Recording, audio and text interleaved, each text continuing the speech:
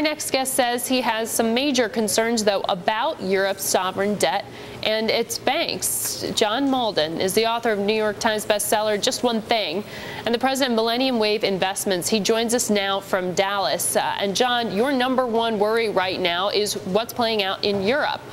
Why isn't this being resolved, in your opinion? Well, there's several reasons, Margaret, and thanks for having me on. The last letter that I wrote was trying to bring up my biggest concerns about my previous forecast, which is pretty good for the year. I mean, I think we, do north of 2.5%. Unemployment will come down. I mean, we get through this year. It's not going to be a great year. It's not going to be a bad year. So I was writing about what are the things that could make that, semi-optimistic forecast go bad. And my number one concern is Europe. And specifically that they don't figure out a way to kick the can down the road. Now, they're meeting today. They're going to put a big fund together. They're trying to figure out how to do this, and they probably will. That's the way to bet. But my concern is that there's going to be a voter backlash. You're asking somebody, and that somebody being taxpayers somewhere, to pick up an awful lot of pain. Specifically, your Irish taxpayers are being asked to pick up something the equivalent of 30% of their GDP. That would be like $4.5 trillion here in the U.S., okay, to bail out French and German and British banks. And as you can imagine in the blogs and in the newspapers, that's not a very popular position. Right. There's going to be an election in March, and the people that likely to win, if you look at the polls now, say we're just not going to take that debt. You're going to have to take it back. Well, what that means is there's going to be a lot of negotiations. It's going to be, the EU says, well, if you want us to give you some other debt, you're going to have to take that. And they say, well, then we just won't pay you any, or whatever. You don't the believe numbers is. austerity is going to be implemented as it's been outlined right now in Ireland, is what you're saying? Well, no, austerity has been aggressively implemented in Ireland. Aggressively. But what they're also being asked to do, in addition, is take on 30% of their GDP in their bank debt, because their banks were bigger than their total government. Right. Just like in England. England's banks are bigger than, or 4 times bigger than their GDP. England, in essence, couldn't pick up their bank debt without printing money, and the England, in fact, could print money, but Ireland can't. And so what you're condemning Ireland to is basically a depression-like state for the next 10 years, and I question whether their voters are going to do it. You couldn't get that passed in the United States. There would be such a huge backlash, be a monster backlash. For us to bail out French and German and British banks wouldn't happen here.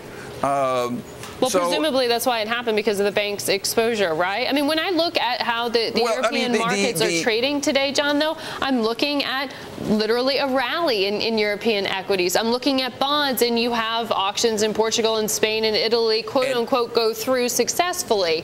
Why do you think those are false reads? Are you looking at credit default swaps? What exactly do you see? I'm not saying they're false reads. I'm saying this is the one thing that we have to pay attention to that says things aren't going to proceed as normal. I think the optimum case, I think the probable case is we're going to move it into 2012. We're going to push the can down the road.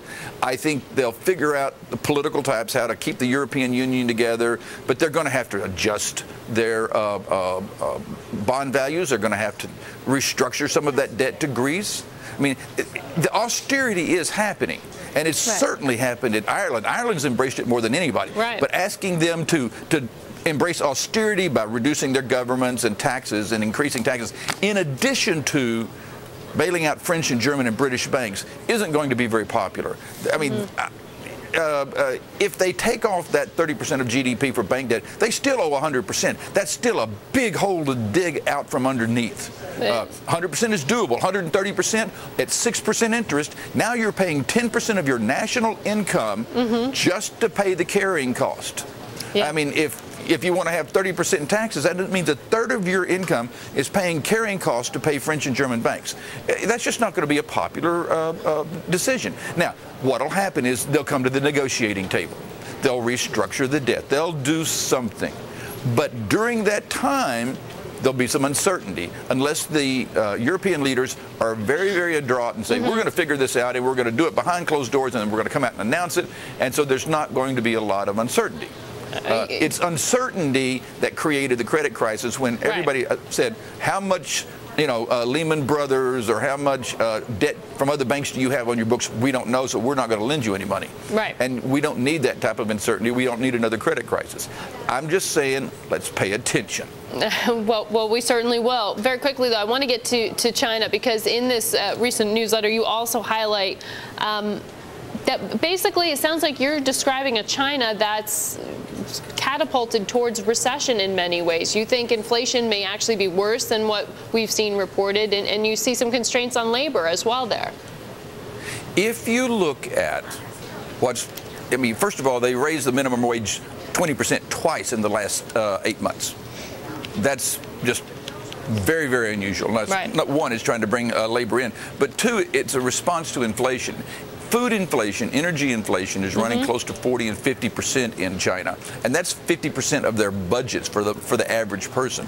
Inflation is a very, very real thing. It's not the 6 to 8% that they're posting, and so that's why I think you saw just yesterday the Chinese government raised bank reserve requirements again. They're going to allow, I think, the yuan, the renminbi, to rise slowly as a way to fight inflation. They know they can't keep this up. Well, how good are they at engineering a soft landing? We don't know. This is their first real shot at it. And so this again then becomes another concern, as they have to take some of the heat off their economy. They have to take some of the heat off their real estate and their land prices. It's not an easy thing to do.